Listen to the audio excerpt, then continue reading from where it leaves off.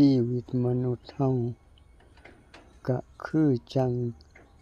ต้นไม้ต้นดอกไม้จั่งซี้แหละครับพี่น้อง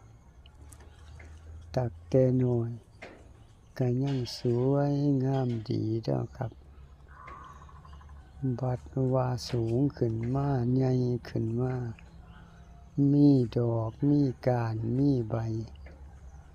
เมื่อดอกเบ่งบานเต็มที่แล้วก็ร่วงโรยไปตามกาลเวลา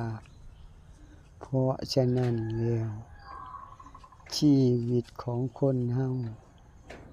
ก็บ่ผิดกับดอกไม้ม่วนนี้เลยเด้อครับพี่น้อง